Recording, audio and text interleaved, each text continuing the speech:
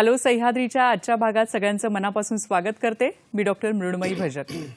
मंडळी, आज 2 ऑक्टोबर आणि आजचा हा दिवस सर्व भारतीयांसाठी अतिशय महत्त्वाचा आहे, कारण भारताच्या जडणघडणीत ज्यांचं अतिशय मोलाचं असं योगदान आहे ते राष्ट्रपिता महात्मा गांधी आणि स्वातंत्र्य सैनिक तसंच स्वतंत्र भारताचे दुसरे पंतप्रधान लाल बहादूर शास्त्री यांची आज जयंती आहे। या 2 महान अलौकिक व्यक्तिमत्वांना मनोभावे अभिवादन करून कार्यक्रमाची सुरुवात करूया। मंडळी, आजचा दिवस खास आहे आणखी एका कारणासाठी, कारण मुंबई दूरदर्शनचा 51वा वर्धापन दिन आज आहे। 2 ऑक्टोबर 1972 रोजी मुंबई दूरदर्शनची सुरुवात झाली होती आणि दर्शक हो, या दैदिप्यमान सुवर्ण काळाचे साक्षीदार आपण सगळेजण आहातच। दूरदर्शन सह्याद्रीच्या वतीने आमच्या सर्व दर्शकांना या दिवसाच्या हार्दिक शुभेच्छा देते। लोभ आहेच तो आणखी वृद्धिंगत होईल अशी खात्री आहे। 2 ऑक्टोबर आजचा दिवस अनेक अर्थांनी खास आहे, विशेष आहे। तसंच स्वच्छतेच्या दृष्टिकोनातून देखील आजचा दिवस अतिशय महत्त्वाचा आहे। स्वच्छ भारत अभियानाची सुरुवात ही 2014 साली सुरू झाली आणि ह्या अभियानाअंतर्गत दरवर्षी वेगवेगळ्या पद्धतीने स्वच्छता मोहीम राबवण्यात येते। माननीय पंतप्रधानांच्या आवाहनानुसार कालचा दिवस 1 ऑक्टोबर ह्या दिवशी भारतात अनेक ठिकाणी, सर्वच ठिकाणी ही स्वच्छता मोहीम एका वेगळ्या पद्धतीने राबवण्यात आली होती। म्हणजे सर्व क्षेत्रातील मान्यवरांनी, राजकीय क्षेत्र असो, अभिनय क्षेत्र असो, अशा सगळ्या क्षेत्रातील मान्यवरांनी 1 तास हा स्वच्छतेसाठी दिलेला आहे। त्याचप्रमाणे महाराष्ट्राचे माननीय मुख्यमंत्री यांच्या आवाहनानुसार देखील 1 तास, 1 तारीख 1 तास हे जे अभियान आहे हे सर्वत्र पाळण्यात आलं होतं। तर मंडळी, हाच धागा पुढे नेऊन आज आपण स्वच्छता हीच सेवा या विषयावर चर्चा करणार आहोत आणि या विषयातील तज्ञ आज आपल्या बरोबर आहेत। आपण त्यांचं स्वागत करूया। आज आपल्या बरोबर आहेत सायन हॉस्पिटलचे अधिष्ठाता डॉक्टर मोहन जोशी सर आणि डॉक्टर सुजाता पोळ मॅडम। नमस्कार, दोघांचंही स्वागत करते कार्यक्रमामध्ये। डॉक्टर मोहन जोशी हे शल्यचिकित्सा विभागाचे वरिष्ठ प्राध्यापक आणि सायन हॉस्पिटलचे डीन आहेत। तर डॉक्टर सुजाता पोळ मॅडम ह्या सहयोगी प्राध्यापक आहेत सायन मेडिकल कॉलेज आणि अधिष्ठाता सायन सोमय्या जम्बो सेंटर। तर याविषयी आज आपण मार्गदर्शन करून घेणार आहोत। तो विषय एकदा आपण पाहून घेऊया। आजचा विषय आहे स्वच्छता हीच सेवा अभियान आणि या अभियानाअंतर्गत काय काय उपक्रम सध्या देशभरात आणि राज्यात चालू आहेत याविषयी तर आपण माहिती घेणार आहोतच। तर सुरुवात करूया कार्यक्रमाला। सर, मॅडम, पुन्हा एकदा आपलं स्वागत करते कार्यक्रमात आणि आपल्यालाही शुभेच्छा देते या महत्त्वाच्या दिवसाच्या। सर, तुम्ही काय सांगाल की आपल्याकडे महात्मा गांधी जयंती निमित्त स्वच्छता मोहीम ही राबवली जाते दरवर्षी, तर त्याविषयी काय सांगाल तुम्ही? आजचा हा दिवस हा खरोखर म्हटलं तर त्रिवेणी संगमाचा दिवस आहे, कारण आज महात्मा गांधींची जयंती आहे, तसंच लाल बहादूर शास्त्री आपले जे माजी पंतप्रधान होते त्यांची जयंती आहे, ज्यांनी जय जवान आणि जय किसान हा नारा दिला होता। आणि आम्ही आज येथे जिथे बसलो आहोत त्या दूरदर्शनचा सुद्धा आज फाउंडेशन डे आहे। निश्चितपणे केंद्र सरकारने 15 सप्टेंबर पासून स्वच्छता पंधरवडा म्हणून एक अभियान घोषित केलं होतं आणि पंतप्रधानांनी सुद्धा या अभियानाला दुजोरा दिला होता। 1 तारखेला प्रत्येक ग्रहस्थानी आपापल्या ठिकाणी, म्हणजे जिथे कार्यरत आहात तिथे ॲज वेल ॲज घरी स्वच्छता अभियान राबवावं, समाजात ते राबवावं, अशा तऱ्हेची संकल्पना रुजवण्याचा प्रयत्न केलेला आहे आणि तो अतिशय संयुक्तिक योग्य असा आहे, कारण स्वच्छता हा आपल्यावरती संस्कार असणं आवश्यक आहे। स्वच्छतेचा संस्कार असणं आवश्यक आहे। तुम्ही जर देवळात जात असाल तर देवळात तुम्ही चपला नियमितपणे बाहेर काढता, याचं कारण काय की देवळात स्वच्छता राहावी। तर स्वच्छतेचा संस्कार हा देवाधर्मापासून आपल्यावरती रुजवला गेलेला आहे. आई आपल्याला लहानपणी सांगते की जेवायला बसायच्या वेळी लहान मूल धावत धावत येतं आणि जेवायला बसण्याचा प्रयत्न करतं किंवा खायला बसण्याचा प्रयत्न करतं, पण आई सांगते नेहमी की हात धुवून ये बाळा, पहिले कपडे बदल, स्वच्छ हातपाय धुवून ये. तर हे जे स्वच्छतेचे संस्कार आहेत, ते स्वच्छतेचे संस्कार हे नेहमी आपल्यावरती झाले पाहिजेत आणि प्रत्येक माणसावरती होणं आवश्यक आहे. आणि एक या सामुदायिक अभियानामधून आपण ते अचीव करण्याचा प्रयत्न करत असतो. त्यामुळे हे अभियान जे आहे हे निश्चितपणे अतिशय योग्य असं अभियान आहे आणि it will have a impact on the society. नक्कीच सर, कारण स्वच्छता ही मूलभूत आहे. कुठलंही क्षेत्र असो, घर असो, आपली कामाची जागा असो किंवा परिसर असो. आणि सरांनी उदाहरण दिलं की देऊळ असो की जिथे आपण पवित्रता मानतो, तर स्वच्छता ही सगळीकडेच मूलभूत आहे.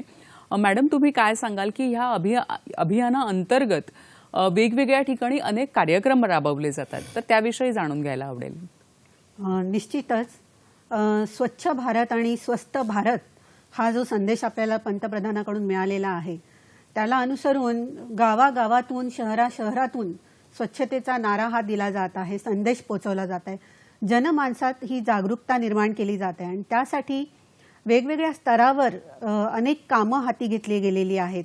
आता शाळांमधून विद्यार्थ्यांना हाताशी घेऊन हा स्वच्छतेचा संदेश जो आहे तो रॅली रूपात पोहोचवला जात आहे. कार्यालयीन स्तरावर देखील अनेक लोक, जी कर्मचारी वृंद आहेत, ते एकत्र येत आहेत आणि सांघिक वृत्तीने काम करत आहेत. आणि किंबहुना रुग्णालयात देखील असेच समुदाय एकत्र आलेले आहेत आणि रुग्णालयाची स्वच्छता ही देखील हाती घेतलेली गेलेली आहे. सायन रुग्णालयात देखील असाच एक कार्यक्रम झालेला आहे स्वच्छतेचा.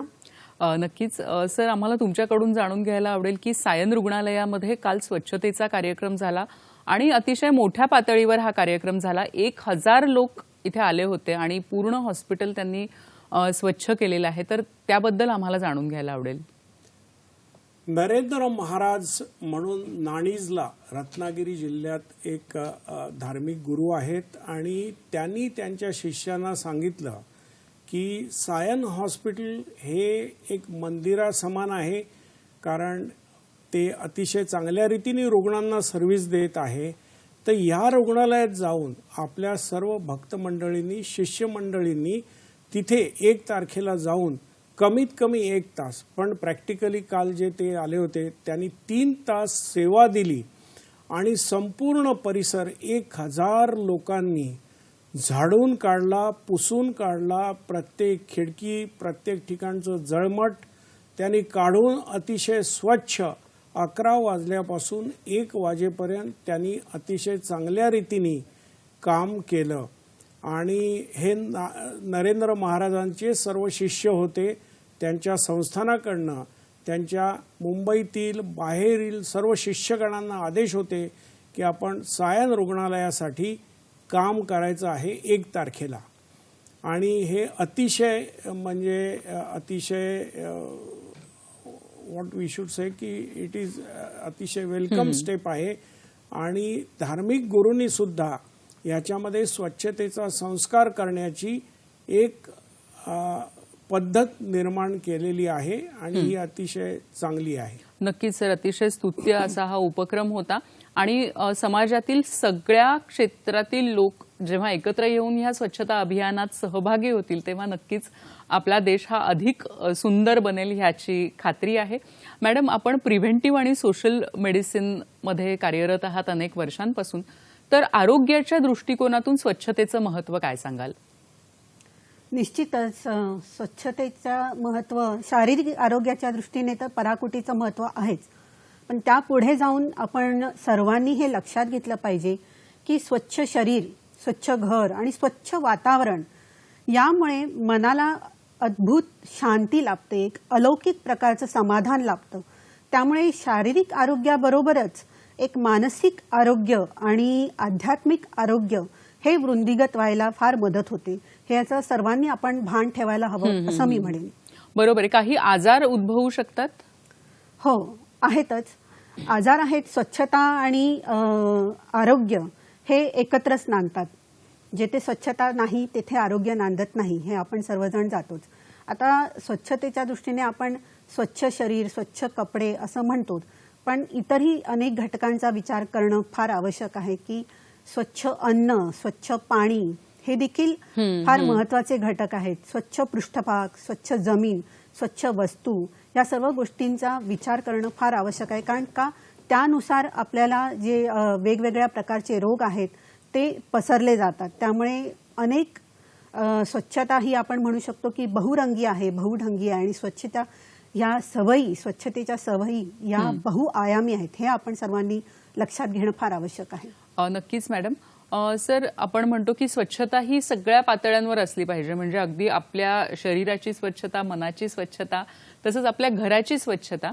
हे सगळं करता करता जेव्हा आपण हॉस्पिटलची स्वच्छता म्हणतो तेव्हा मला वाटतं की ते अधिक जिकरीचं काम असेल, कारण तिथे रक्त असतं किंवा अनेक वेगवेगळे रुग्ण असतात की ज्यांचं ड्रेसिंग करायचं असतं. तर अशा अनेक गोष्टी असताना हॉस्पिटलची स्वच्छता राखणं, तर ह्यामध्ये तुम्ही काय सांगाल की कुठले विशेष भाग येतात?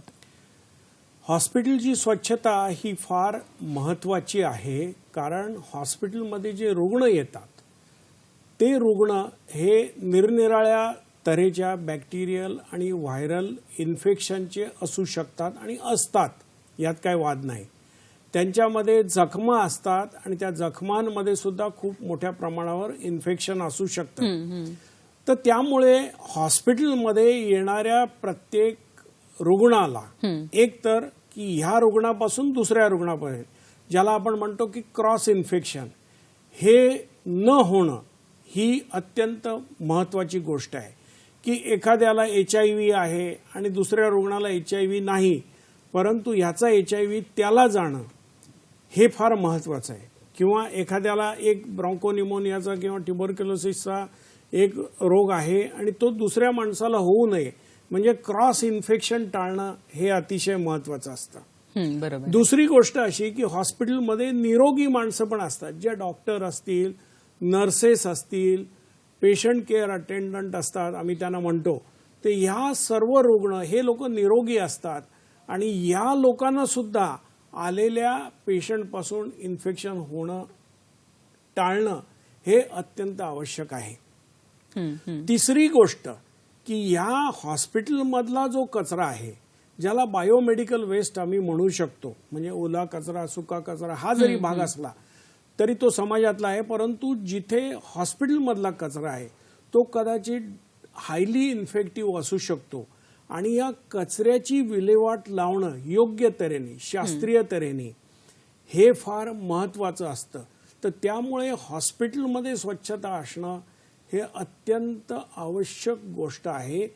क्रॉस इन्फेक्शन न होणे, निरोगी माणसं जी असतात, जी कार्यरत आहेत हॉस्पिटलमध्ये, जे नातेवाईक आहेत, त्यांना पेशंटपासून इन्फेक्शन न होणं. आणि तिसरी गोष्ट की जे इन्फेक्टेड मटेरियल पेशंटचं आहे, जे पस आहे, जिथे कल्चर केलेले काही ऑर्गॅनिझम्स आहेत मायक्रोबायोलॉजीमध्ये, किंवा इन्फेक्टेड ड्रेसिंग्ज आहेत, तर ह्या सर्व गोष्टीचं योग्य तऱ्हेने विल्हेवाट लावणं, ज्याला disposal of the biomedical waste हे जे आम्ही म्हणतो ते फार महत्त्वाचं आहे. नक्कीच सर, अतिशय महत्त्वाच्या ह्या गोष्टी आहेत. त्या कशा पद्धतीने केल्या जातात त्याविषयी आपण नंतर कार्यक्रमात येणारच आहोत. डॉक्टर सुजाता, आपल्याला कोविडने बऱ्याच गोष्टी शिकवलेल्या आहेत, त्याच्यापैकी स्वच्छता हा एक महत्त्वाचा भाग आहेच. शिवाय थुंकणे ही गोष्ट खरं तर खूप आधीपासून आपल्याकडे सांगितली जाते की रस्त्यावर थुंकू नका किंवा त्यांनी अनेक आजार पसरू शकतात. पण बऱ्याचदा असं आपल्याला बघण्यात येतं की त्याचं गांभीर्य अजूनही लोकांपर्यंत पोहोचलेलं नाहीये. तर तुम्ही काय सांगाल की काय त्याने अपाय होऊ शकतात एकूणच आपल्या समाजाला? अगदी महत्त्वाचा प्रश्न आहे हा. आणि थुंकणे ह्या विषयाला तुम्ही आता हात घातलेला आहे.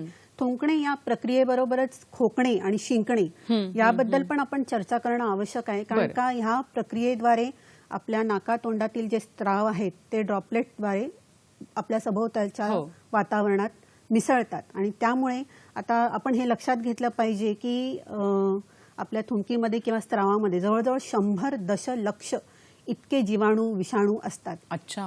ही संख्या निश्चितच धोकादायक आहे.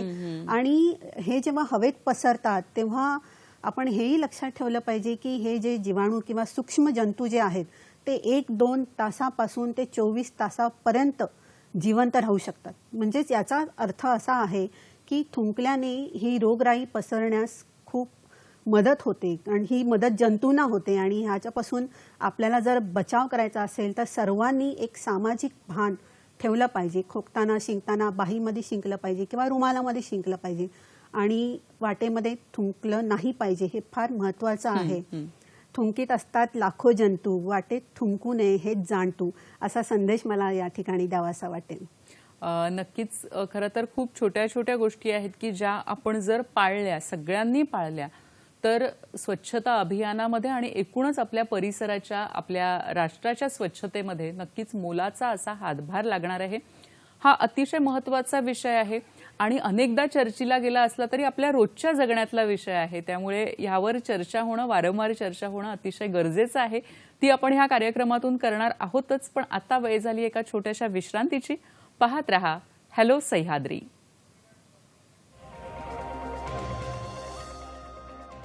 नमस्कार. विश्रांतीनंतर सगळ्यांचं मनापासून स्वागत करते. स्वच्छता हीच सेवा अभियान याविषयी आपण जाणून घेतोय आणि आपल्याला मार्गदर्शन करतायत सायन हॉस्पिटलचे अधिष्ठाता डॉक्टर मोहन जोशी आणि सायन हॉस्पिटलच्या सहयोगी प्राध्यापक डॉक्टर सुजाता पोळ. डॉक्टर जोशी, तुम्ही काय सांगाल की हॉस्पिटलमध्ये तुम्ही मगाशी सांगितलं की हॉस्पिटलमध्ये स्वच्छता राखणं खूप गरजेचं आहे, कारण जेणेकरून इन्फेक्शन आहे ते इतरांपर्यंत पोहोचता कामा नये. आता हॉस्पिटलमधली जी स्वच्छता असते किंवा कचरा व्यवस्थापन असतं तर ते कशा पद्धतीने केलं जातं, विशेषतः ज्या सुया आहेत किंवा डिस्पोजेबल अनेक हल्ली मटेरियल्स येतात तर त्याचं काय केलं जातं? हां, तेही मी तुम्हाला सांगतो की हॉस्पिटलमध्ये आता आमचे जे हॉस्पिटलचे जे कमिशनर आहेत, म्हणजे हेल्थ कमिशनर, ज्यांना ॲडिशनल म्युनिसिपल कमिशनर वेस्टर्न सबब यांच्याकडे सर्वसाधारणपणे हेल्थ असतं मुंबई महानगरपालिकेचं, ते डॉक्टर सुधाकर शिंदे आहे. आणि जशी महात्मा गांधींना स्वच्छतेची आत्मीयता होती तशी या सुधाकर शिंदे सरांना स्वच्छतेची अतिशय आत्मीयता आहे. आणि त्यांनी पहिल्याच मीटिंगमध्ये आम्हाला सर्व डीन लोकांना आणि जे हेल्थ एस्टॅब्लिशमेंटचे प्रमुख आहेत त्या सर्वांना सांगितलं की हॉस्पिटल हे अतिशय स्वच्छ असलं पाहिजे. म्हणजे there should be no difference between Bombay hospital and Sion hospital, Bombay hospital and KM hospital.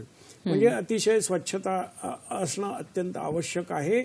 आणि हे टॉप लेवलच्या हेल्थ केअरच्या लीडरनी सांगितल्यानंतर ही आमची अतिशय महत्त्वाची जबाबदारी होऊन बसली आहे की पहिले हॉस्पिटलमध्ये स्वच्छता असली पाहिजे. आता आम्ही ज्या गोष्टी आहेत अशा गोष्टी आहेत की 2-3 गोष्टी असतात हॉस्पिटलमध्ये की एक तर आम्ही ओला कचरा आणि सुका कचरा याचं व्यवस्थापन करतो आणि सेग्रिगेशन करतो, महत्त्वाचं. आणि त्याला कलर कोड्स आहेत, निरनिराळ्या तऱ्हेच्या बॅगमध्ये ते भरणं, येलो बॅग्स आहेत, काळ्या बॅग्स आहेत, रेड बॅग्स आहेत. या रीतीने आम्ही सेग्रिगेशन करून ते योग्य स्थळी पोहोचवतो. That is important.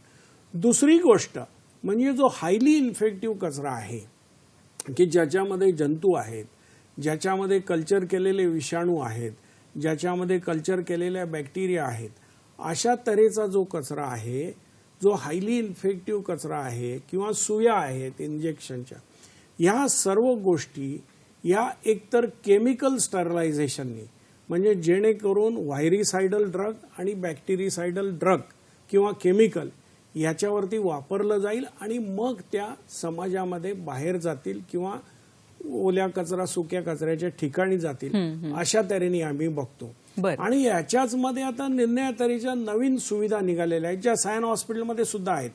आणि ते म्हणजे मायक्रोवेव्ह स्टरिलायझेशन, की आता समजा आपल्याकडे असलेल्या सर्व पेट्री डिशेस ज्याच्यामध्ये हजारो मिलियन्स ऑफ कल्चरड विषाणू आहेत किंवा ज्याच्यामध्ये बॅक्टेरिया आहेत किंवा रक्ताच्या ह्या एम्प्टी व्हायल्स आहेत, ह्या सर्व याच्यावरती मायक्रोवेव्ह ओव्हनमध्ये किंवा मोठ्या मायक्रोवेव्ह स्टरलायझरमध्ये या गोष्टी टाकल्या जातात आणि जेणेकरून याचा बॅक्टेरियल आणि व्हायरल काउंट 0 करून मग त्या आम्ही सुक्या कचऱ्यामध्ये किंवा इतर ठिकाणी जातो. बरं.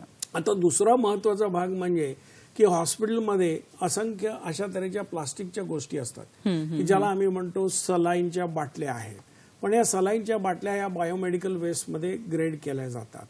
त्याच्यानंतर ज्या सुया असतात, या सुयासाठी स्पेशल मशीन असतं की जेणेकरून ती सुई कट करून त्या केमिकल स्टरलायझेशनमध्ये टाकली जाईल आणि ती कोणत्याही माणसाला जरी चुकून टोचली गेली तरी त्याच्यामधून कोणत्याही तऱ्हेचा व्हायरसचा प्रचार होणार नाही, कोणत्याही तऱ्हेचा बॅक्टेरियाचा प्रसार होणार नाही किंवा इन्फेक्शन होणार नाही, या तऱ्हेची काळजी घेतली जाते. समजलं? तर या तऱ्हेचे आहेत. मायक्रोवेव्ह स्टरलायझर्स आमच्याकडे आहेत आणि मायक्रोवेव्ह स्टरलायझर्समध्ये ते टाकलं जातं. आणि शेवटी हा कचरा जो आहे, ज्या कचऱ्याची आपल्याला जाळून विल्हेवाट लावायची आहे, त्या जाळण्याची प्रोजेक्ट जे आहेत त्याला म्हणतो आपण इन्सिनरेशन. आणि हे प्रोजेक्ट ठराविक ठिकाणी आहेत. पूर्वी देवनारला होता, आता पनवेल आणि इतर ठिकाणी आहे. तर त्याच्यासाठी स्पेशल बायोमेडिकल ट्रीटमेंट देण्याची, बायोमेडिकल वेस्ट वाहून नेण्याची वाहनं असतात, त्याच्यासाठी स्पेशल कॉन्ट्रॅक्टर असतात आणि इन्सनरेटर असतात त्यांचे, की त्याच्यामध्ये तो कचरा इन्सनरेट करून, कारण काय मध्यंतरीच्या काळामध्ये कोविडच्या काळामध्ये पीपीई किटचा कचरा इतका झाला होता की हिमालयासारखे डोंगर आमच्याकडे साठायला लागले होते. तर ह्या सर्व कचऱ्याची सुद्धा, कारण पीपीई किट याच्यामध्ये हायली इन्फेक्टिव्ह व्हायरस आहे असं समजण्यात येत होतं. तर त्यामुळे या सर्वांचं इन्सनरेट करून योग्य तऱ्हेने विल्हेवाट लावणं हे आवश्यक आहे. आणि हा कचरा जाळत असताना किंवा इन्सनरेट करताना सुद्धा पर्यावरणाचं लक्ष आपल्याला ठेवणं अत्यंत आवश्यक आहे. त्यामुळे पर्यावरण पूरक अशा तऱ्हेचं इन्सनरेशन असावं हे पण महत्वाचं आहे आणि त्या पद्धतीने आपण ते करतो. नक्कीच. खरं तर हॉस्पिटलमधलं जे कचरा व्यवस्थापन आहे ते अतिशय जिकिरीचं असतं, पण तरीही वेगवेगळ्या नवनवीन आणि अत्याधुनिक पद्धतीने हे कचरा व्यवस्थापन केलं जातं. आपल्याला एक फोन येतोय, तो घेऊया. रवींद्र कुडाळकर आपल्याशी बोलतायत जळगावहून. नमस्कार, आपला एक प्रश्न विचारा. नमस्कार. हॅलो. हॅलो, बोला सर, आपला प्रश्न विचारा. रवींद्र कुडाळकर जळगावहून बोलतोय. सर्वप्रथम ज्ञान, माहिती आणि मनोरंजनचा वसा घेतलेल्या सर्वसामान्यांचं आयुष्य संपन्न आणि समृद्ध करणाऱ्या मुंबई दूरदर्शनला 51व्या वर्धापन दिनानिमित्त मी हार्दिक शुभेच्छा देतो. जवळपास गेल्या 20 वर्षापासून अधिक काळ हॅलो सखीच्या विविध कार्यक्रमात मी स्वतः एक फोन इन प्रेक्षक म्हणून सहभागी होत असताना माझे देखील व्यक्तिमत्व प्रगल्भ होण्यास दूरदर्शनचा मोठा वाटा आहे असं मला वाटतं. धन्यवाद सर, आपल्यालाही शुभेच्छा. आणि आपला प्रश्न येऊ देत सर. या उपक्रमाअंतर्गत आम्ही देखील महिनाभर विविध कार्यक्रम राबवत असून माझा आजच्या पाहुण्यांना प्रश्न असा आहे की स्वच्छता ही केवळ एक औपचारिकता म्हणून न पाहता एक मनापासून जर आपण स्वच्छता उपक्रमात सहभागी झालो, उत्स्फूर्तपणा दाखवला, तर मनानं सामील झालो तर ती खरी स्वच्छता आणि देवसेवा होईल असं मला वाटतं. आणि झोपडपट्टी, कामगार वसाहत, आदिवासी भाग इथे जी दाट लोकवस्ती आहे त्यामध्ये स्वच्छता उपक्रम यशस्वी होण्याच्या दृष्टीने आपल्या काही संकल्पना आमच्याशी शेअर केल्या तर खूपच छान होईल. धन्यवाद. धन्यवाद आपल्या प्रश्नाबद्दल. काय सांगाल सर, मॅडम, तुम्ही दोघेही या प्रश्नाचं उत्तर द्यावं असं वाटतं. काय सांगाल सर? नाही, ही जी कल्पना त्यांनी मांडलेली आहे आणि म्हणून स्वच्छतेचा संस्कार होणं हे आवश्यक आहे. तो संस्कार कुटुंबातून होतो, तो राजकीय नेत्यांकडनं झाला पाहिजे आणि तो धार्मिक नेत्यांकडनं सुद्धा झाला पाहिजे. हे फार महत्वाचं आहे आणि ते अत्यंत होणं प्रत्येकावरती आवश्यक आहे. कारण या दोन गोष्टींना दीज आर दी लीडर्स, राजकीय लोकांनी एकदा सांगितलं, पंतप्रधानांनी मुवमेंट केली आणि तीच महात्मा गांधींनी कोणी एकेकाळी मुवमेंट चालू केली होती स्वच्छतेची. स्वच्छता वॉज टू हिज हार्ट. तर ह्या गोष्टी निश्चितपणे होतील. आता आमचे जे ॲडिशनल म्युन्सिपल कमिशनर आहेत सुधाकर शिंदे सर, यांनी स्वच्छतेविषयी एवढं अतिशय चांगल्या रीतीने हे राबवण्याचं गृहीत धरलेलं आहे आणि आम्हाला सतत ते सूचना करत असतात. त्यामुळे वरिष्ठ अधिकाऱ्यांनी सुद्धा ह्याच्यामध्ये जर स्वच्छतेमध्ये इंटरेस्ट घेतला तर निश्चितपणे त्यांच्या अंडर ज्या गोष्टी आहेत त्या निश्चितपणे चांगल्या रीतीने स्वच्छ राहतील. स्वच्छतेचा संस्कार होणं आवश्यक आहे. मनापासून माणसांनी असलेल्या ठिकाणी, कार्यरत असलेल्या ठिकाणी, घरात स्वच्छता ठेवणं हे आवश्यकच आहे. आम्ही आता ज्यावेळी मी जिल्हा परिषदेच्या शाळेमधून आलो आणि पहिला अर्धा तास जो असायचा आमच्या जिल्हा परिषदेच्या शाळेत हा वर्ग झाडण्याचा असायचा आणि परिसर स्वच्छ ठेवण्याचा असायचा. 1967 1972 या काळातल्या गोष्टी मी तुम्हाला सांगतो की स्वच्छता त्यावेळी शाळेमध्ये सुद्धा या गोष्टी या शिकवल्या जात होत्या आणि प्रत्येक आम्ही आमचा वर्ग स्वतः सारवत असू, आम्ही आमचा वर्ग स्वतः स्वच्छ करत असू. दिवाळीच्या वेळी सुद्धा आमच्या वर्गामध्ये आम्ही प्रत्येक क्लासरूममध्ये स्वच्छता अतिशय मोठ्या प्रमाणात राबवत असू. ज्याला आम्ही यांच्या कम्युनिटी मेडिसिनच्या भाषेमध्ये टर्मिनल स्वच्छता म्हणजे एक टर्म नंतर दुसऱ्या की बाबा आपण दिवाळीला स्वच्छता करतो, नंतर पुन्हा गणपतीच्या वेळी स्वच्छता करतो. तर अशा तऱ्हेने या तऱ्हेची स्वच्छतेची मोहीम राबवणं आणि स्वच्छतेचे संस्कार प्रत्येक माणसावरती असणं हे महत्वाचं आहे. आणि कचरा कुठेही लोकांनी टाकला नाही तर निश्चितपणे याचा उपयोग होण्याची शक्यता आहे. नक्कीच सर. मॅडम तुम्ही काय सांगाल? त्यांचा एक प्रश्नाचा एक मुद्दा असाही होता की वेगवेगळ्या झोपडपट्ट्यांमध्ये वगैरे ही स्वच्छता मोहीम आहे ती कशा पद्धतीने राबवली गेली पाहिजे, काय सांगाल? त्यांनी प्रश्न विचारला की घरगुती पातळीवर, गाव पातळीवर आणि आदिवासी भागामध्ये तर हा संदेश कसा पोहोचेल असा हा प्रश्न होता. तर तो अतिशय योग्य असा प्रश्न आहे. तर ह्यासाठी मी म्हणेल की एक जो कार्यक्रम आहे तो घराघरात दूरदर्शन हे माध्यम पोहोचलेलंच आहे आणि त्या दृष्टीने दूरदर्शनने हा कार्यक्रम घेतलेला आहे स्वच्छतेचा संदेश. तर त्याद्वारे त्यांना प्रबोधन हे मिळू शकतं. दुसरी गोष्ट आहे की जे संस्कार आहेत, जसं माननीय सर डीन सर यांनी देखील म्हटलं की संस्कार हे लहानपणापासून घडावे लागतात. तर लहानपणापासून संस्कार कसे घडतात की घरगुती पातळीवर ते मोठ्यांकडून त्यांना संस्कार मिळतात आणि शिवाय जेव्हा ते शाळेमध्ये जातात तेव्हा देखील हे अगदी लहानपणापासून पहिली दुसरीच्या वर्गापासून स्वच्छतेचे नियम आणि स्वच्छतेचे जे संस्कार आहेत ते बालमनावर रुजवले जातात. त्यामुळे मग जेव्हा मुलं जी शाळेमध्ये शिकतात त्याचंच अनुकरण ते घरी येऊन देखील करतात. त्यामुळे हा संस्कार वाढीस लागतो. त्यामुळे ह्या अनुषंगाने आपण स्वच्छतेसाठी शिक्षणाचं महत्त्व देखील अधोरेखित करू शकतो. कारण शिक्षणामुळे आपल्याला अनेक बाजूनी आपल्याला विकास साधता येतो. स्वच्छता तर गाठता येतेच, पण आपल्या मनुष्य जातीचा सर्वांगीण विकास होण्यासाठी मदत मिळते असं मला इथे म्हणावंसं वाटेल. नक्कीच मॅडम. जर जेव्हा आपण कचरा व्यवस्थापन म्हणतो म्हणजे स्वच्छतेमध्ये कचरा व्यवस्थापन हा एक अतिशय महत्त्वाचा घटक येतो आणि त्यामध्ये सुका कचरा आणि ओला कचरा हा वेगळा ठेवणं आणि त्याचं व्यवस्थापन करणं हाही महत्त्वाचा घटक आहे. तर त्याबद्दल तुम्ही काय सांगाल?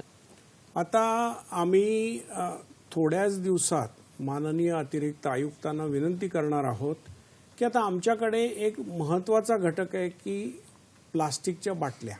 म्हणजे त्या प्लास्टिकच्या बाटल्यांची निर्मिती ही सलाईनच्या बाटल्या या PVCच्या असतात. त्याच्यानंतर असंख्य आणि मोठ्या प्रमाणावरती नाव आपण सर्वजण हे बिस्लेरीचं पाणी म्हणतो आपण त्याला की sterile water in plastic bottle अशा तऱ्हेची कॉन्सेप्ट आलेली आहे आणि प्रत्येक माणूस ते विकण्याचा प्रयत्न करतो. प्रत्येक माणूस ते स्वच्छ पाणी म्हणून पिण्याचा प्रयत्न करतो आणि त्यामुळे असंख्य म्हणजे दररोज हजारो बाटल्यांचं आमच्या या हॉस्पिटलमध्ये निर्मिती होते. कुठेतरी त्या टाकल्या जातात. तर ह्या बाटल्या या रिसायकल करण्याची प्रक्रिया आता ऑलरेडी काही ठिकाणी कार्यरत झालेली आहे. कॉर्पोरेट सेक्टरमध्ये कार्यरत झालेली आहे आणि मी माननीय अतिरिक्त आयुक्तांची परवानगी घेणार आहे, आमच्या डेप्युटी म्युनिसिपल कमिशनरची परवानगी घेणार आहे. याच्यासाठी असणारी जी मशीन्स आहेत ती या बिग व्हॉल्यूम जी असते या कचऱ्याची ती छोट्या स्वरूपात आणि रिसायकल्ड PVC बॉलमध्ये तयार करण्याची जी यंत्रणा आहे ती आम्ही घेणार आहोत. त्याच्याच बरोबर आमच्याकडे मोठ्या प्रमाणात जो सुका कचरा आहे तो पुठ्ठ्यांच्या स्वरूपात असतो. कारण असंख्य तऱ्हेची औषधं, त्याच्या बाटल्या या मोठ्या कार्टन्समध्ये आणि पुठ्ठ्यांच्या बॅगमध्ये येतात. तर या पुठ्ठा एकदा टाकला त्या मशीनमध्ये की त्याची छोटीशी वीट बनवून येते. अशा तऱ्हेचं त्याचं एक व्यवस्थापन आहे आणि त्या टाईपची मशीन्स आम्ही घेण्याचा पुढील काही काळामध्ये प्रयत्न आहे आमचा आणि त्याच्यामध्ये जर सक्सेसफुल झालो तर हा जो मोठा कचरा जिकडे तिकडे पडतो, पुठ्ठे पडतात, पुठ्ठे किंवा कागद पडतात, त्या कागदाची रिसायकलमेंट ही करता येईल. आणि तिसरी गोष्ट, आपण सर्वांनी एक जे डिस्पोजेबल कप आहेत त्याच्याऐवजी जर आपण एखाद्या स्टॉलवरती काचेच्या कपात जर चहा प्यायलो तर ते संयुक्त काय, आपण डिस्पोजेबल कप फार मोठा स्टराईल आहे या उद्देशाने त्या डिस्पोजेबल कपामध्ये आपण पिण्याचा प्रयत्न करतो, पण त्या डिस्पोजेबल कपाचा कचरा जनरेट होतो. तर त्यामुळे आपण समजा बाहेर प्रवासाला निघालो आहोत तर प्लास्टिकच्या बाटल्यांमध्ये किंवा वाटेल त्या स्टॉलवरनं प्लास्टिकच्या बाटल्यामध्ये पाणी घेण्यापेक्षा आपलं घरचं पाणी चांगल्या आपल्या घरातल्या बाटल्यांमध्ये घेऊन जाणं, मेटलच्या बाटल्यांमध्ये. पूर्वी आपण म्हणत होतो की नेहमी आपला हंडा हा तांब्याचा असायचा, कॉपरचा असायचा, त्यामुळे जी सूक्ष्म द्रव्य शरीराला लागतात ती सुद्धा त्याच्यातून मिळायची. तर अशा तऱ्हेची वृत्ती आपण जोपासणं आवश्यक आहे.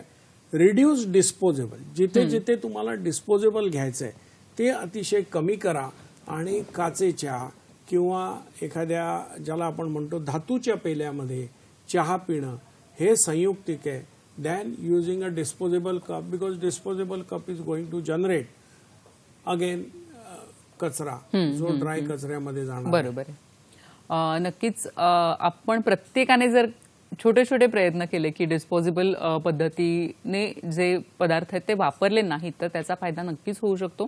आपल्याला एक फोन येतोय. संतोष देशमुख आपल्याशी बोलतायत वाशिमहून. हा सर, मला एक प्रश्न विचारायचा आहे. नमस्कार, बोला. हॅलो, बोला, आपला प्रश्न विचारा. हा मला प्रश्न विचारायचा आहे. हॅलो, बोला, आपला प्रश्न सलग विचारा. संतोषजी, टीव्हीचा आवाज पूर्ण बंद करून आपला प्रश्न सलग विचारा. हा सर, सुई जेव्हा डॉक्टर लोक रस्त्यावर फेकतात त्यावेळी जर ती पायात घुसली तर त्याच्यामुळे काय हे होऊ शकते का काही आजार? हॅलो. धन्यवाद. आपला प्रश्न समजलेला आहे.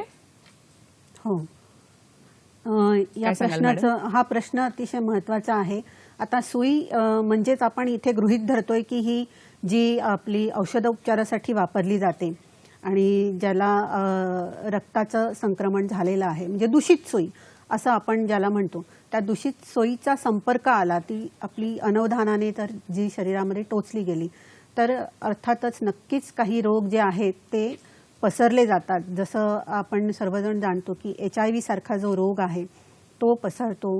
हेपॅटायटिस B सारखा रोग हे अतिशय घातक असे रोग आहेत आणि ते पसरू शकतात. सुईद्वारे, दूषित सुईद्वारे हे पसरण्याचं प्रमाण जे आहे ते खूप जास्त आहे. त्यामुळे आपल्याला काळजी घेणं फार आवश्यक आहे.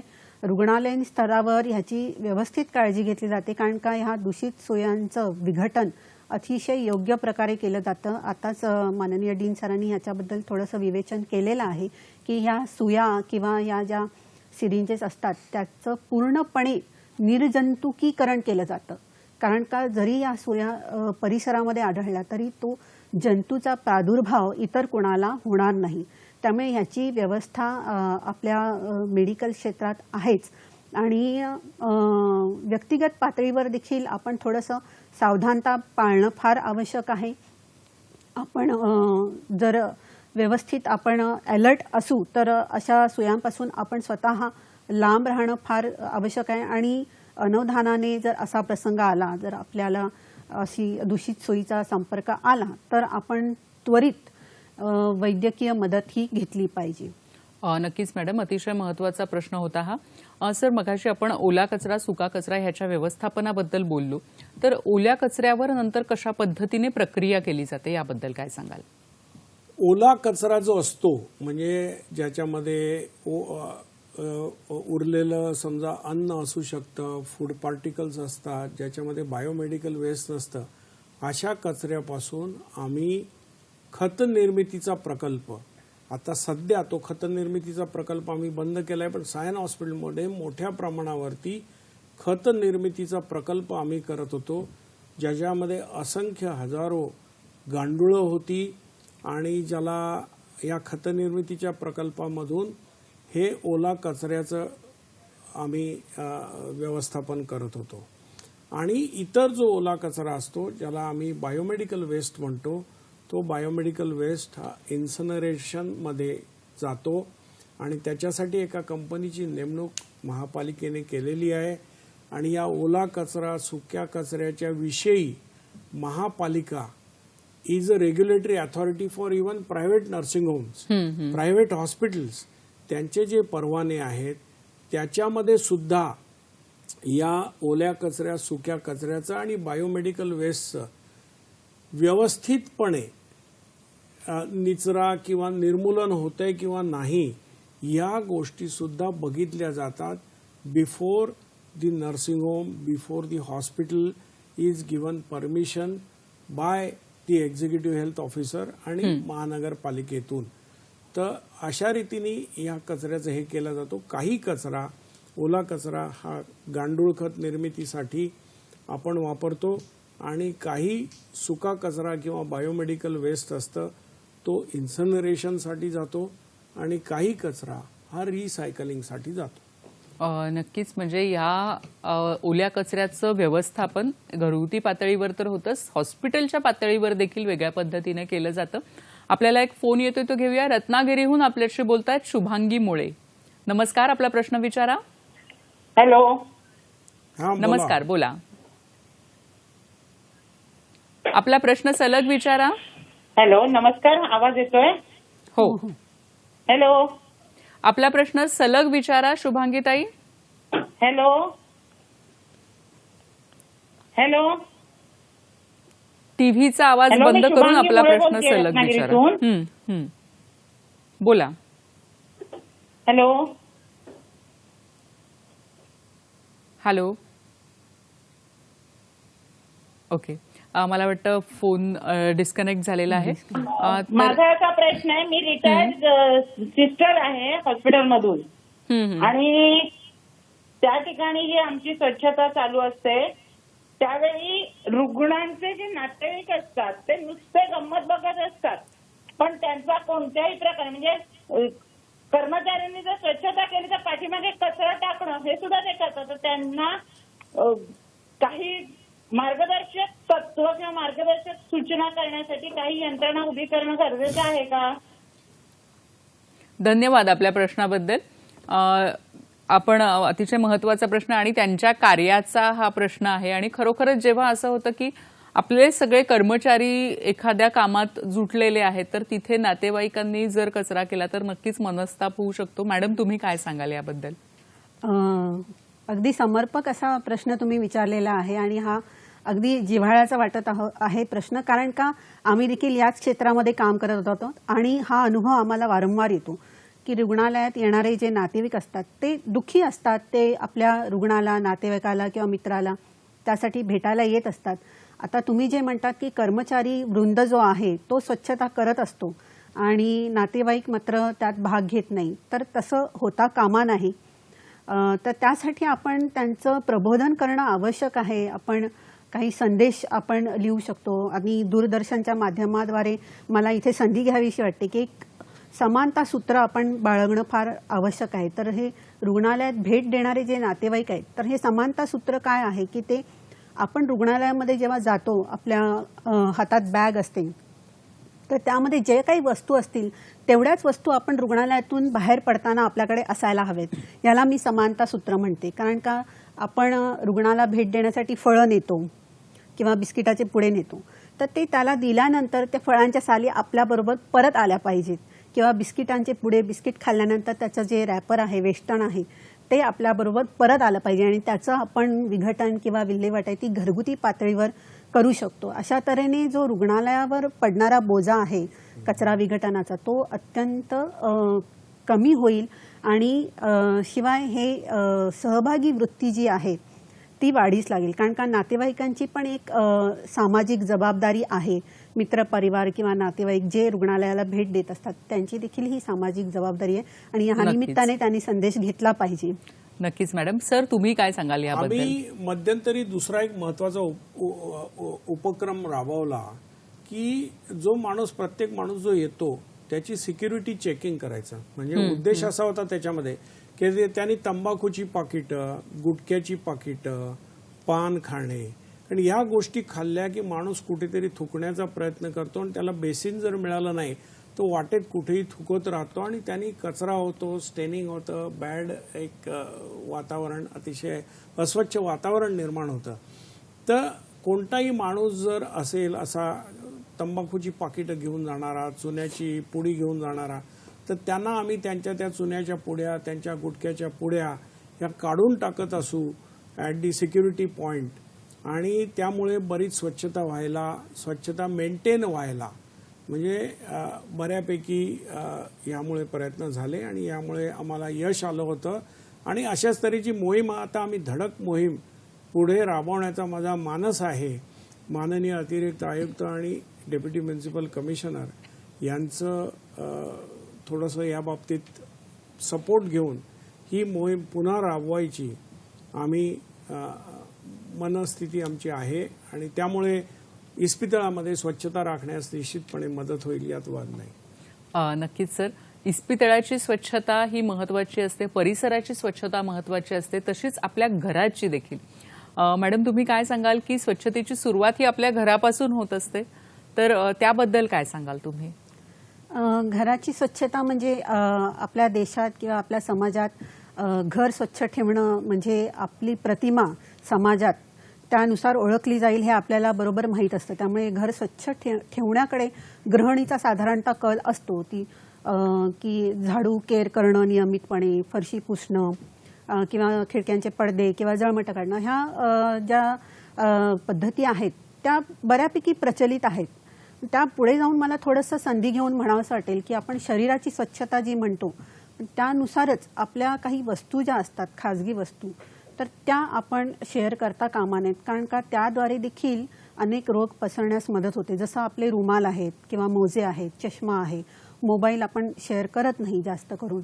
किंवा महिलांच्या बाबतीत म्हणायचं झालं तर सॅनिटरी नॅपकिन्स आहेत, तर त्या शक्यतो म्हणजे फक्त स्वतःच वापरल्या गेल्या पाहिजेत. पुरुषांच्या बाबतीत बोलायचं झालं तर दाढीचा जो ब्लेड आहे तो स्वतःचा वैयक्तिकच असावा आणि ह्या बाबतीत आपण खबरदारी घेणं फार आवश्यक आहे. नक्कीच. आपण बघतो की घराची स्वच्छता म्हटलं की महिला पुढे असतात, पण सर ह्या कार्यक्रमाच्या निमित्ताने तुम्ही काय सांगाल की पुरुषांचा सहभागही घराच्या स्वच्छतेमध्ये कशा पद्धतीने असायला पाहिजे आणि एकूणच घराच्या स्वच्छतेबाबत? नाही, पुरुषांचा सहभाग तर निश्चितपणे असायला पाहिजे, यात काही वाद नाही आहे. कारण वी बिलीव्ह इन इक्वॅलिटी, तर ते फार महत्त्वाचं आहे. दुसरं म्हणजे मला एक छोटीशी गोष्ट सांगावीशी वाटते की जे आपले स्वच्छता कर्मचारी असतात त्यांच्यासाठी सुद्धा आपण योग्य डेसिग्नेशन, आणि आता आपण त्यांना स्वीपर किंवा स्कॅव्हेंजर अशा तऱ्हेचे शब्द न वापरता त्यांना स्वच्छता मित्र म्हणणं हे संयुक्तिक होईल. आणि त्यांच्यामध्ये सुद्धा की आम्ही हॉस्पिटलमध्ये जे कार्य करत आहोत ह्याच्यामध्ये स्वच्छतेमध्ये तुमचा वाटा आहे. जसं आम्ही एकटा माणूस, एकटा डॉक्टर एखाद्या रुग्णाला ट्रीट करून त्याला बरं करू शकत नाही, त्याच्यावरती ऑपरेशन करून बरं करू शकत नाही, त्याच्या ऑपरेशन करण्यामध्ये, त्याला बरं करण्यामध्ये स्वच्छता कर्मचाऱ्यांचा फार मोठा बहुमोलाचा वाटा आहे. हे त्या स्वच्छता कर्मचाऱ्यांच्या मनावरती बिंबवणं हे सुद्धा अतिशय इम्पॉर्टंट आहे. आणि तो स्वच्छता मित्र आहे, तो रुग्ण मित्र आहे, हे महत्त्वाचं आहे. आणि ही भावना त्याच्या मनात आली पाहिजे की जे एखादा पेशंट बरा होऊन जाताना जे पुण्य आपल्या नावावरती मिळणार आहे त्याच्यामध्ये तुमचा सुद्धा वाटा आहे. डॉक्टरांच्या बरोबरीने तुम्ही काम करत आहात. जर मी अस्वच्छ ऑपरेशन थिएटरमध्ये ऑपरेशन केलं तर नॅचरली पेशंटला इन्फेक्शन होणार आहे. तर ते स्वच्छ ठेवण्याचं काम जो स्वच्छता कर्मचारी करतो त्याचा इम्पॉर्टन्स हा त्याच्या मनावरती बिंबवला पाहिजे, म्हणजे तो प्रामाणिकपणे काम करेल असं मला प्रामाणिकपणे वाटतं. बरोबर आहे सर. अतिशय वेगळा आणि महत्त्वाचा मुद्दा सरांनी मांडलेला आहे की आपल्या आजूबाजूला म्हणजे हॉस्पिटलमध्ये तर स्वच्छता कर्मचारी असतातच, पण अगदी घराच्या पातळीवर देखील आपल्या आजूबाजूला आपल्या सोसायटीजमध्ये अनेक स्वच्छता कर्मचारी असतात आणि त्यांचं महत्त्व हे कुठेतरी आपण त्यांना पटवून दिलं पाहिजे किंवा त्यांना तो एक आदर दिला पाहिजे की त्यांचं काम हे अतिशय महत्त्वाचं आहे. मॅडम, तुम्ही काय सांगाल की बऱ्याचदा असंही एक चित्र बघितलं जातं की आपण आपल्या घराची स्वच्छता करतोय, पण मग आपल्या घरातला कचरा कुठेतरी परिसरात टाकला जातोय किंवा घराच्या बाहेर सारला जातोय, तर तेही बरोबर नाही. त्याबद्दल की परिसराची स्वच्छता राखणं हेही तितकंच महत्वाचं आहे. अगदी बरोबर आहे. कारण घराची स्वच्छता मनापासून करता करता अगदी पोटतिडकीने जी आपली पद्धत वापरली जाते, त्यामुळे कधी कधी असं होतं की घरातला कचरा उचलून बाहेर फेकला गेला. पण ह्यामध्ये दोन गोष्टी आहेत जे मला इथे मुद्दामून नमूद कराव्याशा वाटतात. त्या म्हणजे की आपला जो आपण जिथे राहतो तो परिसर जो आहे, त्या परिसराच्या स्वच्छतेवर अवलंबून आपली प्रतिमा असते. कारण का आपण जेव्हा आपला पत्ता सांगतो तेव्हा समोरील व्यक्ती जेव्हा ती पत्ता नोंद करून घेत असते तेव्हा ती नक्कीच ह्याचा विचार करते की हा परिसर किंवा हे नगर किंवा ही कॉलनी किंवा ही वसाहत स्वच्छ आहे की अस्वच्छ आहे. त्याद्वारे देखील आपली प्रतिमा देखील ठरते. त्यामुळे ह्याचा विचार आपण करायला हवा. म्हणजे काय, आपल्याला एक नैतिक किंवा सामाजिक जबाबदारीचं भान याद्वारे आपल्याला येऊ शकतं. दुसरं जे मी म्हणते की परिसराची स्वच्छता ह्या निमित्ताने मला आज जी संधी मिळाली त्याद्वारे मला असं म्हणावंसं वाटेल की आताची जी ट्रेंडिंग गोष्ट आहे की पाळीव प्राण्यांना आपण पाळतो आणि जे प्रेम आहे ते योग्य प्रेम आहे. पण होतं काय की अशा वेळेस पाळीव प्राण्यांचे जे आपले कुत्री मांजरी जे असतील तर त्यांची विष्ठा ही जागोजागी रस्त्यावर पडलेली असते. तर असा संदेश मला इथे द्यावासा वाटेल की जेव्हा ही विष्ठा रस्त्यावर असते किंवा पदपथावर असते तेव्हा अनेक रोगजंतू या द्वारे पसरले जातात. त्यामुळे जे मालक आहेत त्यांनी थोडंसं काळजी घेणं आवश्यक आहे की हे जे आहे घाण आहे ती अशी परिसरात असता कामा नये, ह्याचं भान त्यांनी बाळगायला हवं असा मला संदेश नक्कीच द्यावासा वाटेल इथे. नक्कीच. सर, आपण बघतो की सार्वजनिक अनेक ठिकाणं आहेत, उदाहरणार्थ बागा आहेत, काही उद्यानं आहेत किंवा सार्वजनिक ट्रान्सपोर्ट आहे, बसेस आहेत, रेल्वे स्टेशन्स आहेत. तर अशा ठिकाणी स्वच्छता ही राखली गेली पाहिजे, यासाठी आपण काय आवाहन कराल? या ठिकाणी जर डिस्पोजेबल गोष्टींचा वापर जर कमीत कमी करण्यात आला तर तो चांगला होऊ शकेल. म्हणजे आता आपण पाणी घेतो आणि पाणी हे पॅक्ड बॉटलमध्ये घेतो, पण जर एखादं यंत्र तिथे असेल आणि या पाण्याच्या बाटलीसाठी 1 लिटरला सर्वसाधारणपणे सर्वजण 20 रुपयापर्यंत खर्च करतात, 15 ते 20 रुपयापर्यंत. रेल नीर जरी घेतलं तरी ते 15 रुपयाला मिळतं. तर जर का तुम्हाला कुठेतरी स्टराईल व्हेंडिंग मशीन असतील आणि जिथे 2 रुपयात तुम्हाला त्याचं पाणी व्हेंडिंग मशीनमधून मिळालं, जो रेल्वेने मागे उपक्रम चालू केला होता, तर त्यामुळे निश्चितपणे हा बाटल्यांचा जो कचरा आहे जो सर्वत्र जिथे जाऊ तिथे आपल्याला पाहायला मिळतो, तो कचरा कमी होण्यास मदत होईल. त्याच्यानंतर रेल्वेवरच्या स्टॉलमध्ये किंवा सार्वजनिक ठिकाणी जे स्टॉल आहेत जिथे चहा कॉफी विकली जाते, तिथे ती चहा कॉफी ही काचेच्या कपात किंवा ग्लासमध्ये देण्यात यावी. याच्यासाठी सॉर्ट ऑफ हे झालं पाहिजे, कॅम्पेनिंग झाली पाहिजे की डिस्पोजेबल गोष्टी कमी करा. आणि ठिकठिकाणी आता बऱ्याच वेळा असं होतं की कुठेही डस्टबिन नाही, म्हणून मग हा कचरा कुठे टाकावा अशी एक माणसाच्या मनामध्ये भावना होते. चहा प्यायलेला कप हा काही कोणी खिशात घालून नेत नाही आणि त्यामुळे जागोजागी मोठ्या प्रमाणावरती डस्टबिन लावण्याची आवश्यकता आहे. जे मी माझ्या सायन हॉस्पिटलमध्ये करण्याचा प्रयत्न केला की जिथे जिथे पार्किंग नाही, जिथे जिथे असुविधा होणार नाही, तिथे मॅक्झिमम ठिकाणी डस्टबिन लावायच्या आणि त्याच्यामध्ये काळ्या बॅग टाकून व्यवस्थित तिथे कचरा जर टाकायची, डस्टबिनमध्ये जर कोणाला सोय असेल तर सर्वसाधारणपणे सुशिक्षित नागरिक जो आहे तो कुठेही ते टाकणार नाही, रस्त्यावरती बाहेर कुठेही ते कचरा टाकणार नाही.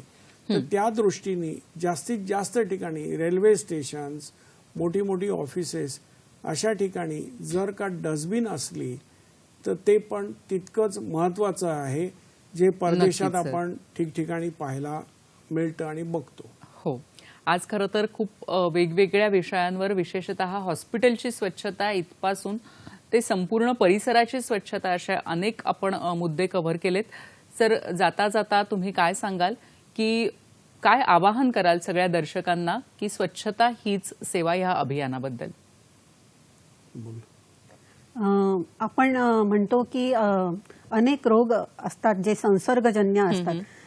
ह्यालाच अनुसरून मी म्हणेन की स्वच्छतेच्या सवयी ज्या आहेत त्या देखील संसर्गजन्य आहेत. कारण कुटुंबामध्ये काही 1-2 व्यक्ती ज्या असतात त्या स्वच्छतेच्या सवयी बाळगतात तर आपोआपच कुटुंबातील लहान मुलं किंवा इतर माणसं त्यांचं अनुकरण करायला लागतात, किंवा त्या बिल्डिंगमध्ये काही घरं असतील जी जास्त स्वच्छतेचं अनुकरण करत आहेत तर इतर घरांना देखील त्यामुळे बोध मिळू शकतो. तर नक्कीच, स्वच्छतेच्या सवयी या संसर्गजन्य आहेत, नक्कीच. त्यामुळे खूप प्रत्येकाने सुरुवात करायला हवी. चांगला आपण मुद्दा सांगितलात की स्वच्छतेच्या सवयी ह्या देखील संसर्गजन्य आहेत आणि आपल्याला चांगल्या चांगल्या संसर्गजन्य सवयी लागू देत अशी मी आशा करते. स्वच्छता अभियान आणि ह्यामध्ये आपलं शरीर, आपलं मन, आपलं घर, आपला परिसर, आपलं राज्य, राष्ट्र आणि संपूर्ण विश्व हे स्वच्छ होवो, स्वच्छ सुंदर होवो ह्या शुभेच्छांसह आजच्या कार्यक्रमाची सांगता करते. सर, मॅडम, आज इथे आपण आलात आणि अतिशय बहुमोल असं मार्गदर्शन आमच्या सगळ्या दर्शकांना केलं, त्याबद्दल आपल्या दोघांनाही मनापासून धन्यवाद देते. आणि दर्शक हो, आपण पुन्हा भेटणार आहोत नवीन कार्यक्रमात नवीन विषयासह. तोपर्यंत नमस्कार.